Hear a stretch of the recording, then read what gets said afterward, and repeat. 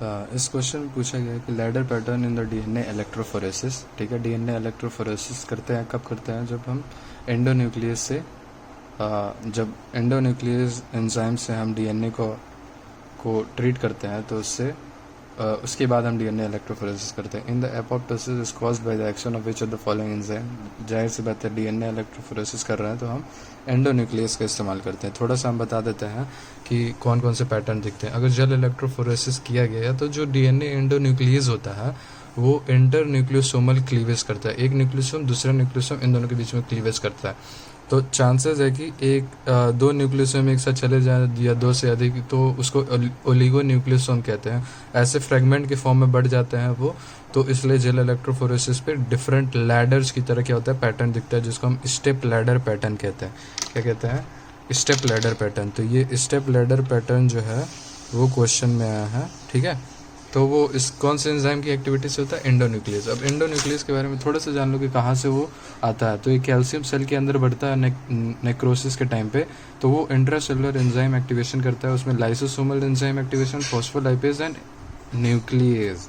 ये न्यूक्लियस में एंडोन्यूक्लियस होता है, वही क्या करता है, ये स्टेप लैडर पैटर्न के लिए जिम्मेदार होता है। ठीक है, तो इसका आंसर क्या हो जाएगा? Endonuclease. Okay, thank you.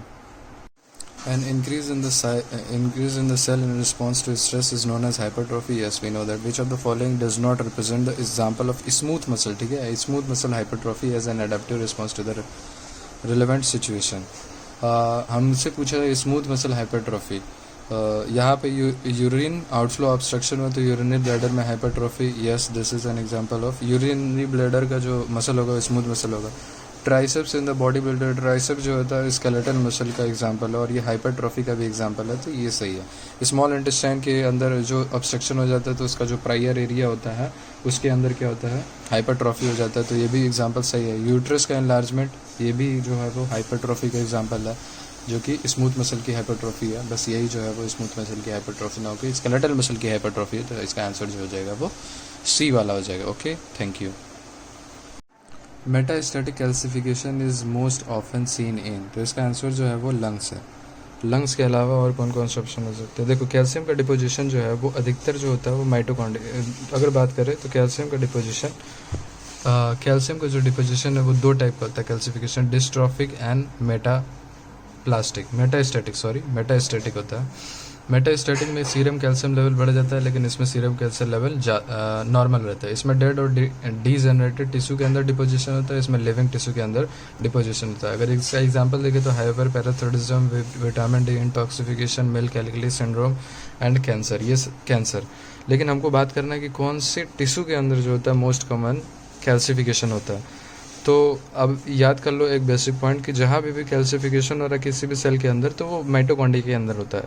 Accept renal sales के अंदर अगर कैल्सिफिकेशन हो रहा है तो बेसमेंट मेम्ब्रेन में होता है। ओके, अब जिस ऑर्गन के अंदर अगर कैल्सिफिकेशन हो रहा है ना, तो उसके अंदर कॉज क्यों है कि कुछ ही ऑर्गन में हो रहा है? इसलिए क्योंकि उनके अंदर एसिड लॉस करने की टेंडेंसी है, और इंटरनल एल्कलीन कंपोनेंट उनके अंदर होता है जो कि फेवरेबल होता है मेटास्टैटिक कैल्सिफिकेशन के लिए। तो मोस्ट कॉमन जो होता है वो लंग्स होता है, जिसके अंदर कैल्सिफिकेशन हो सकता है, मेटास्टैटिक कैल्सिफिकेशन।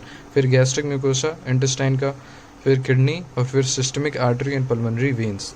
तो इसमें ऑप्शन में क्या क्या दिया है?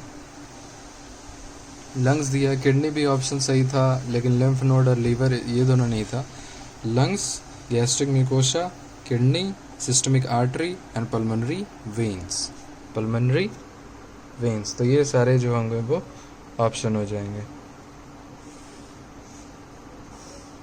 तो इसका आंसर क्या हो जाएगा? Lungs. Okay, thank you. A 50-year-old chronic alcoholic patient, okay, present with the emergency room with 12 hours of severe abdominal pain. The pain radiates to the back and is associated with urge to vomit. The physical examination discloses acute site and abdominal tenderness. Laboratory study shows the serum amylase, means lipase. Serum amylase also lipase भी निकलेगा, जो pancreas secrete करता है सारे निकलेंगे। Which of the following morphological changes would be expected in peripancreatic tissue of this patient? अब देखो, ये जो एग्जांपल है वो फैट नेक्रोसिस का टिपिकल फाइंडिंग है। ओके, तो इसमें क्या क्या चीज़ होता है? फैट नेक्रोसिस के अंदर अगर देखा जाए तो इसमें पेनक्रियाज जो होता है वो अफेक्ट होता है। पेनक्रियाज इसका मोस्ट टिपिकल एग्जांपल है। पेनक्रियाज में दो टाइप का पेनक्रियाज हो गया और पेरी पेनक्रियाटिक फैट हो गया। तो पेरी पेनक्रियाटिक फैट में फैट नेक्रोसिस होती है, ना कि पेनक्रियाज में लेके फैटी नेक्रोसिस होती है।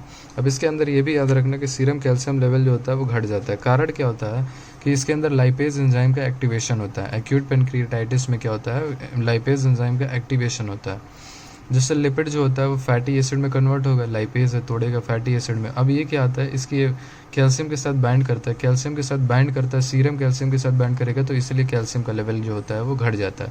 तो जितना ज़्यादा घटेगा उतना ज़्यादा सीवियरिटी है पेनक्रियाटाइटिस की।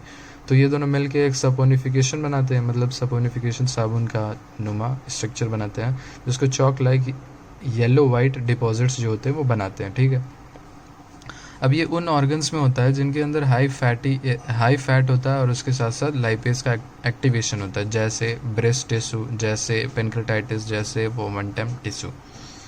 तो इसका आंसर जो हो गया वो फैट नेक्रोसिस हो गया। Okay, thank you. इसका 68-year-old woman with a repeated bouts of pneumonia में म्यूकोजल लीजन जो होता है वो डिस्प्लेजिया शो करता है, ये याद रखना। ठीक है, history of heavy smoking present with a 2-week history of fever and productive cough. An X-ray reveal a right lower lobe infiltrate and transbronchial biopsy confirms the pneumonia, and then there occurs pre-neoplastic change within within the bronchial mucosa. Which of the following best characterizes the morphology of this bronchial mucosa lesion? Okay, pneumonia के case में इसका जो answer है वो cellular maturation shows abnormal pattern. Other जो option है increase in number of cell otherwise this. ये देखो इसमें बोला गया है कि प्री नियोप्लास्टिक चेंजेस है, तो इस ऑप्शन में ही देख सकते हैं कि ये जो है वो प्री नियोप्लास्टिक चेंज नहीं है। ठीक है, ये हाइपरट्रॉफिक हाइपरप्लेजिया, तो ये प्री नियोप्लास्टिक चेंज नहीं। इनवेसिवनेस इज अ मैलिग्नेंट बिहेवियर, यानी ये तो कैंसरस बिहेवियर है। एंड इसके बारे में थोड़ा पढ़ते हैं कि ये क्या चीज़ है। ये एक्चुअली में डिस्प्लेजिया कहलाता है। अब इसको देखिए, डिस्प्लेजिया से क्वेश्चन। ठीक है, regular appearance is disturbed by variation in shape and size of the cell. Shape भी, रेगुलर अपीयरेंस जो होता है वो डिस्टर्ब हो जाता है बाई साइज और शेप दोनों में अल्टर होता है। Enlargement, irregularity and hyperchromatism of the nucleus, ये डिस्प्लेजिया होता है। उसके साथ साथ disorderly arrangement of the cell within the epithelium. ये क्या लिखा है, cellular maturation shows the abnormal pattern, disorderly arrangement of cell within the epithelium. इसका जो क्लासिकल एग्जांपल है निमोनिया है, इसमें ब्रोंकियल म्यूकोसा जो होता है वो डिस्प्लेजिया शो करता है। इसका आंसर जो हो जाएगा वो cellular maturation of abnormal pattern. ठीक है, A 55-year-old woman, alcoholic, is brought to the emergency room with a fever 38.7 degrees Celsius and Fahrenheit, 103 Fahrenheit, and foul smelling breath. The patient subsequently developed acute bronchopneumonia and dies of respiratory insufficiency. The pulmonary abscess is identified. Abscess is an important word.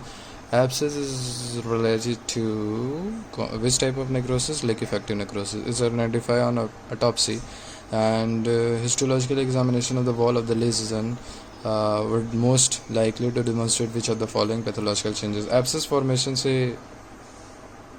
पता चलता है कि ये liquefactive necrosis होगा। Cases necrosis जो होता है वो नेक्रोटाइजिंग ग्रैनुलोमा में देखा जाता है। कॉग्लेटिव नेक्रोसिस में आउटलाइन रेडियन रहती है, और फैट नेक्रोसिस जो होता है वो लंग पेरेन्काइमा में नहीं देखा जाता। तो ये सारे ऑप्शन को हटाने का तरीका था। अब लिक्विफैक्टिव नेक्रोसिस में क्या चीज़ जानना है कि देर एक पॉइंट है जो इम्पोर्टेंट है, sharp localise collection of these acute inflammatory cells in response to bacterial infection. Bacterial infection produce a rapid death and dissolution of the tissue, and this result in is often an abscess. इसी से पता चला abscess जो है वो इसमें इसका अगर हम एग्जांपल देखें तो CNS ischemia, glial cell rich in the HE hydrolytic enzyme, infection associated with pus formation, associated with staphylococcus aureus infection. Okay, liquefactive necrosis brain tissue में पाया जाता है, ठीक है, ये याद रखना है। लिक्विफेक्टेड टिश्यू के बारे में थोड़ा, लिक्विफेक्टेड नेक्रोसिस के बारे में थोड़ा सा और जान सकते हो। इसमें आउटलाइन जो होता है वो डैमेज हो जाता है, ओके। हाइड्रोलाइटिक एंजाइम एक्टिवेट हो जाते हैं, वही डैमेज करते हैं। इसको हम कॉलिक्यूटिव नेक्रोसिस भी कहते हैं, ठीक है। तो इसका आंसर जो हो जाएगा लिक्विफेक्टेड नेक्रोसिस हो जाएगा, okay. Thank you. A 20-year-old woman from the China evaluated for the persistent cough, night sweats, low-grade fever, and general malaise. The chest X-ray reveals the finding consistent with the Ghon's complex, and sputum culture grows the acid-fast bacilli. Examination of either lymph node in this patient would most likely to demonstrate which of the following pathological changes. इसका answer जो है वो Cassis necrosis है। Cassis necrosis के बारे में पढ़ता है। तो कैसिस नेक्रोसिस सबसे पहला पॉइंट कि Cassis necrosis is the characteristic of primary TB, okay. इसमें स्ट्रक्चर जो होता है वो प्रिजर्व रहता है। इसमें अपीयरेंस होता है cheese like necrotic material like appearance होता है। ये कोगुलेटिव और लिक्विफेक्टिव नेक्रोसिस का दोनों का इंक्लूमेंट दोनों का सम है, समझ लो, मतलब दोनों इसमें प्रेजेंट रहता है, लेकिन कोगुलेटिव नेक्रोसिस की मात्रा ज़्यादा होती है। ये उस टिश्यू में पाया जाता है जिसमें हाई लिपिड कंटेंट ज़्यादा होता है, ओके। और प्राइमरी टीबी हो गया। प्राइमरी टीबी फंगल इन्फेक्शन में भी कैसिस नेक्रोसिस पाया जाता है, सिफिलिस में भी पाया जाता है। ये नॉन ट्यूबरकुलर कॉज हो गए कैसिस नेक्रोसिस के, ओके। और उसके साथ साथ ग्रैनुलोमा रिएक्शन है, फिर ग्रैनुलोमा रिएक्शन है, ठीक है, उसमें भी पाया जाता है। ग्रैनुलोमा में लिम्फोसाइट और मोनोसाइट आता है। माइक्रोस्कोपिक एग्जामिनेशन में लैंगरहैंस और लिम्फोसाइट मोनोसाइट दोनों से Langerhans giant cell is also seen in associated with TB. इसका आंसर जो हो जाएगा कैसियस नेक्रोसिस हो जाएगा, ओके। Thank you.